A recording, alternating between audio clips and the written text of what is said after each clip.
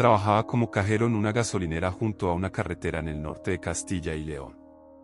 Era un frío domingo de octubre, poco antes de las 5 de la tarde, casi al final de mi turno. No veía la hora de irme. El día había sido tranquilo hasta ese momento. Mientras organizaba la caja registradora, un hombre entró en la tienda. Llevaba una barba descuidada, el pelo sucio y una sudadera gastada con manchas oscuras y vaqueros rotos. Dio unos pasos vacilantes y luego se detuvo cerca de los pasillos, mirando a su alrededor como si estuviera nervioso. ¿Puedo ayudarle?, pregunté con voz neutra. No respondió de inmediato.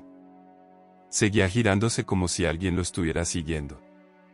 Luego, en un susurro, dijo, ¿dónde están los baños? Señalé la puerta al fondo, a la derecha, tratando de ocultar mi incomodidad. El hombre se dirigió hacia allí, pero mientras caminaba, no dejaba de mirarme. Algo en él me inquietaba. En cuanto llegó mi compañero para el cambio de turno, agarré mi mochila y salí rápidamente de la gasolinera. Tenía planes de cenar con mi amigo, Álvaro, en un restaurante cercano. Me dirigí directamente allí, intentando sacudirme esa extraña sensación. Al entrar en el restaurante, me sentí más tranquilo. Me senté con Álvaro y pedimos 2 hamburguesas con patatas fritas. Pero cuando levanté la vista hacia las mesas cercanas, mi corazón se detuvo por un segundo. El hombre de la gasolinera estaba allí, sentado unas mesas más allá, mirándome fijamente. Álvaro, ese es el hombre que vi hace un rato, susurré, intentando no llamar la atención. Álvaro se giró rápidamente y luego volvió a mirarme. Tal vez sea solo una coincidencia, dijo sin darle importancia. Asentí, pero por dentro mi inquietud crecía. Después de cenar, Álvaro y yo nos subimos al coche para volver a casa. El trayecto duraría unos 30 minutos. Traté de no pensar en ello. Pero en el primer semáforo en rojo, giré la cabeza hacia el coche junto al nuestro y la sangre se me heló en las venas. Era él. El hombre estaba sentado en su viejo sedán blanco, mirándome fijamente. Álvaro, es él otra vez, dije en un susurro. Álvaro lo vio, y esta vez su expresión se puso seria. Vale, esto ya es raro. Por precaución, al llegar a nuestro barrio, dimos un par de vueltas a la manzana para asegurarnos de que nadie nos seguía. Todo parecía en orden. Finalmente, Álvaro me dejó frente a mi casa. Entré rápidamente y cerré la puerta con llave. Estaba solo, mi madre y mi hermana estaban fuera, y mi padre estaba de viaje por trabajo. Traté de no pensar en ello y me metí en la cama. Pero unos minutos después, oí un ruido en la ventana. Me quedé paralizado. El corazón me latía con fuerza. Lentamente, me levanté de la cama y me acerqué a la ventana, apartando un poco la cortina. Fue entonces cuando lo vi. El hombre estaba en mi jardín, de pie bajo la farola, con una sonrisa inquietante en el rostro. Me miraba fijamente. Retrocedí de golpe y agarré el teléfono para llamar a la policía. Pero cuando llegaron, él había desaparecido. Al día siguiente, renuncié a mi trabajo en la gasolinera. Nunca volví a ver a ese hombre. Pero aún hoy, cada vez que estoy solo en un aparcamiento o en un semáforo, no puedo evitar comprobar si alguien me está mirando.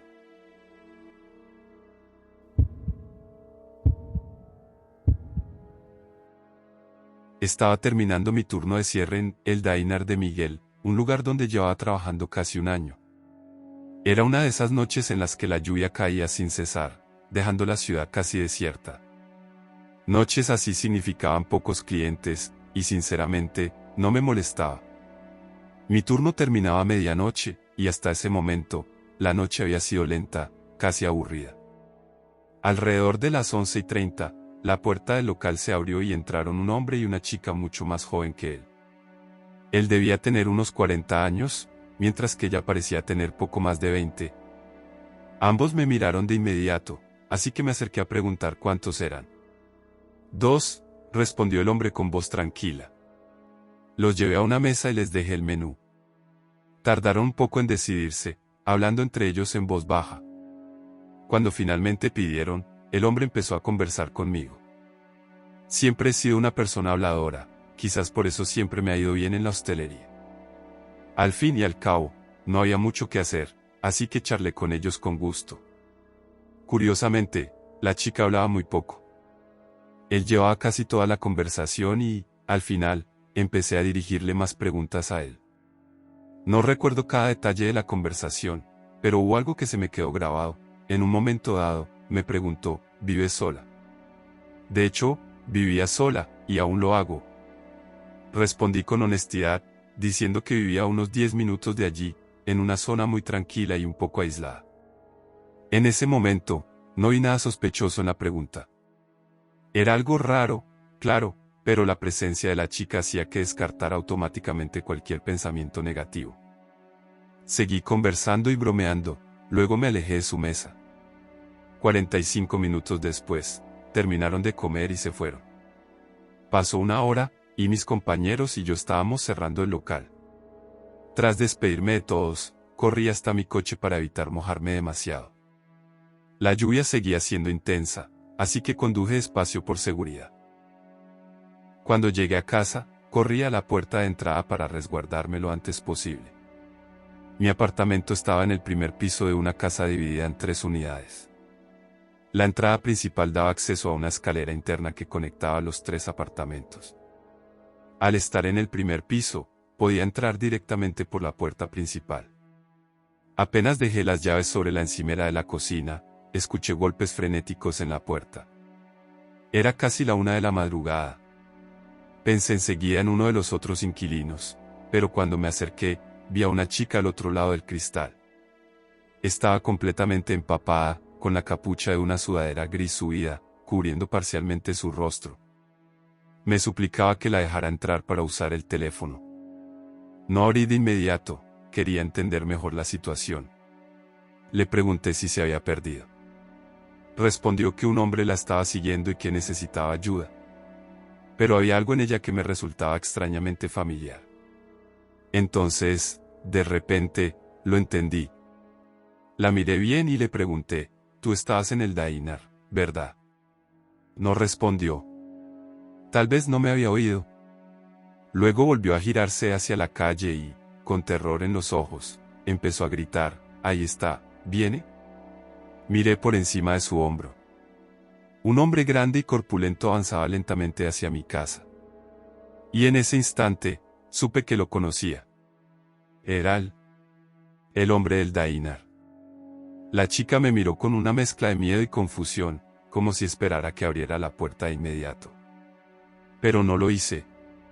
Cuando se dio cuenta de que dudaba, se giró hacia el hombre y gritó, «Vete». El hombre entonces echó a correr hacia la puerta. Cerré la puerta interna de un golpe y giré la llave en la cerradura. Silencio. No oí golpes ni intentos de forzar la entrada.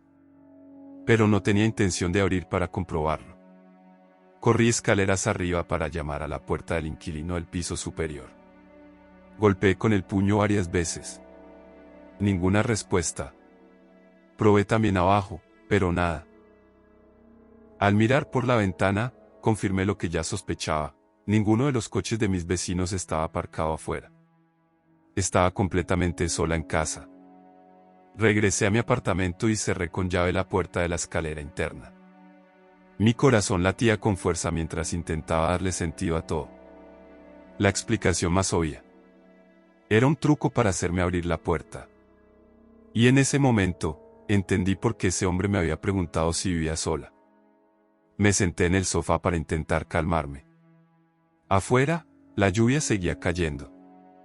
Pensé en llamar a la policía, pero no lo hice de inmediato. Después de unos minutos, decidí ir al baño para prepararme para dormir.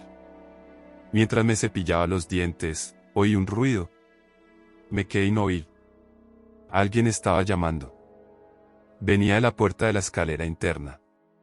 Salí del baño y me acerqué en silencio. «¿Quién es?», pregunté con voz firme. Ninguna respuesta. Repetí los nombres de los otros inquilinos, pero nada.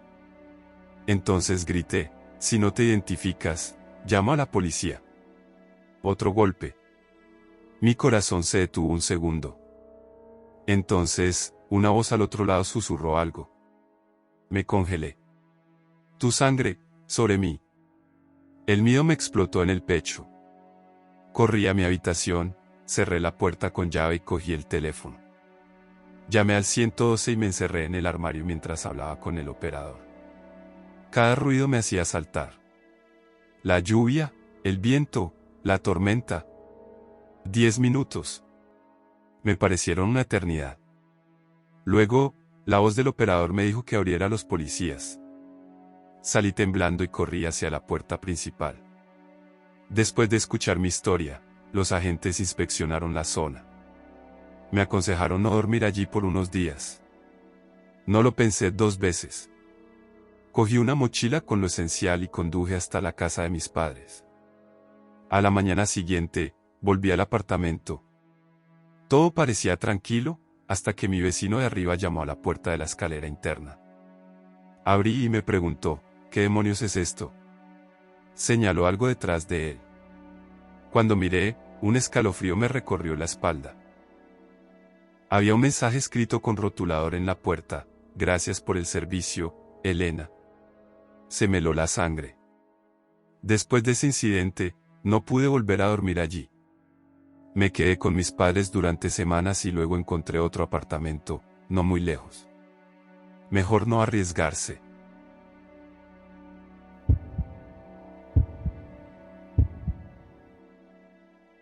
Vivo en el estado de Aragón, en el corazón de los Pirineos. Hasta hace poco, trabajaba como cajera en un pequeño restaurante a lo largo de una carretera secundaria que cruzaba la zona. Tenía 29 años y hacía el turno de cierre. La mayoría de las noches, el restaurante cerraba a las 2 de la madrugada, una hora bastante tarde considerando que la zona estaba poco habitada. Aún así, gracias a la cercanía con la carretera, siempre había alguien que venía a comer incluso a esa hora. Como crecí en Castilla, puedo decirte que la gente aquí es diferente. En Castilla, hay una gran atención a la cortesía y la conversación. Pero aquí, la gente es amable, sí, pero no es particularmente habladora. Me parece que el aire de montaña fomenta un poco la introversión. Había trabajado como camarera en Madrid, y puedo decirte que los clientes allí eran mucho más sociables. Aquí, en cambio, la gente parece más inclinada a quedarse en su propio mundo. Esa noche, el turno de cierre se acercaba. La cocina cerraría a las 2. Aunque el restaurante se anunciaba como un lugar que cerraba a esa hora, en realidad no era bien visto si alguien pedía algo en el último minuto. Pero, como siempre, sucedía, y esa noche no fue la excepción. Solo había 2 empleados en el local, yo y el cocinero.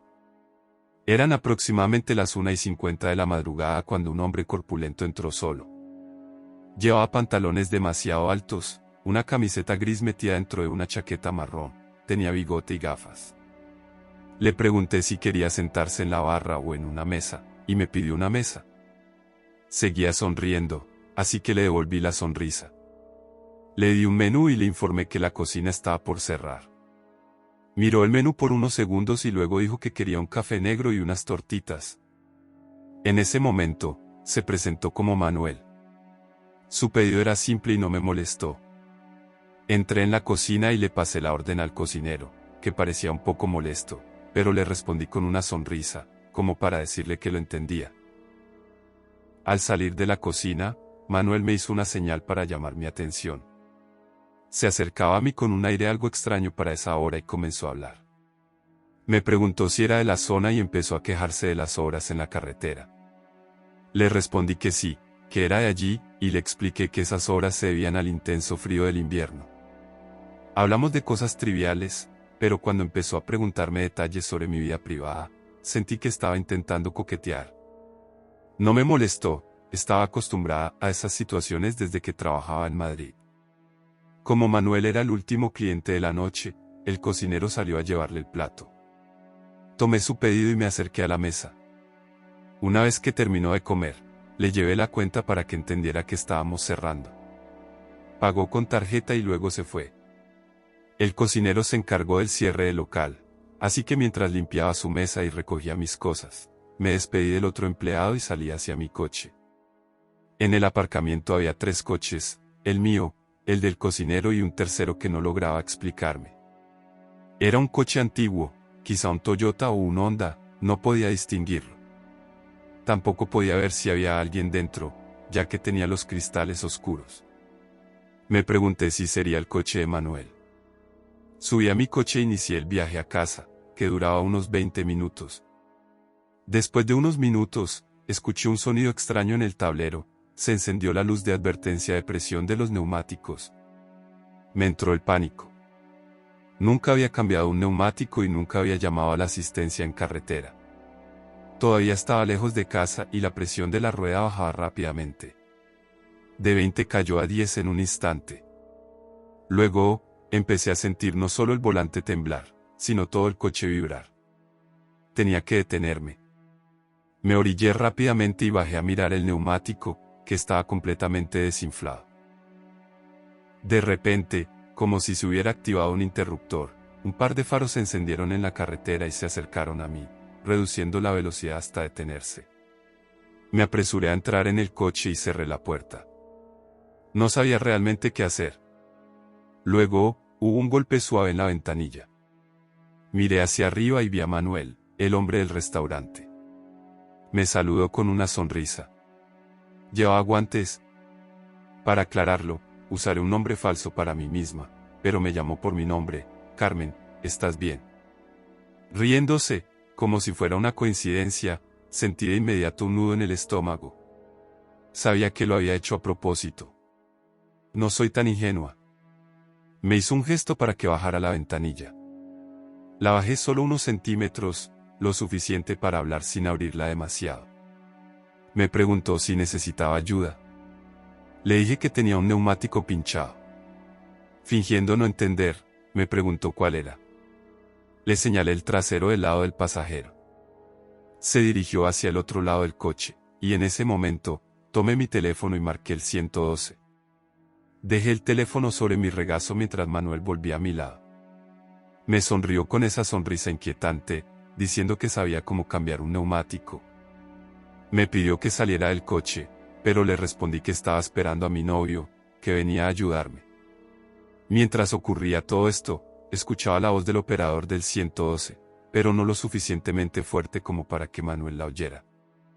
Intenté hacerle entender la situación sin ser demasiado obvia.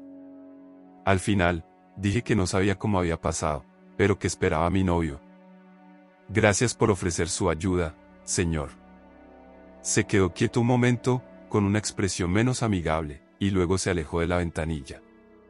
Aproveché ese instante para susurrarle al operador que ese hombre me había pinchado el neumático y estaba tratando de hacerme salir del coche. El operador me preguntó dónde estaba y rápidamente abrí el mapa en mi teléfono para darle el nombre de la carretera donde me había detenido.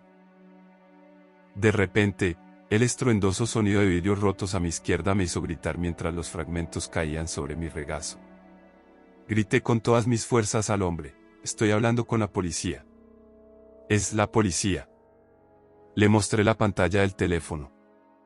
Miró la pantalla, luego metió la mano en el coche. Volví a gritar, sollozando, temiendo que fuera a agarrarme o estrangularme, pero en su lugar, tomó mi teléfono y lo lanzó a la carretera. Luego corrió hacia su coche y desapareció rápidamente en la oscuridad. Escuché el sonido inconfundible de las sirenas de la policía en la distancia y empecé a llorar de alivio al darme cuenta de que se acercaban. Salí del coche y agité los brazos hasta que vi las luces intermitentes girar desde la carretera principal a la secundaria. Poco después, llegó un segundo coche de policía, luego un tercero. Durante todo esto, encontraron mi teléfono, completamente destrozado, y describí al hombre y su coche a los agentes, señalando la dirección en la que se había ido. Uno de los agentes se dirigió en esa dirección, mientras que los otros difundían la información por radio. Fueron los policías más amables que he conocido. Me cambiaron el neumático y uno de ellos me escoltó hasta casa. Nunca volví a trabajar en ese restaurante después de esa noche. No quería arriesgarme a que ese hombre me encontrara de nuevo.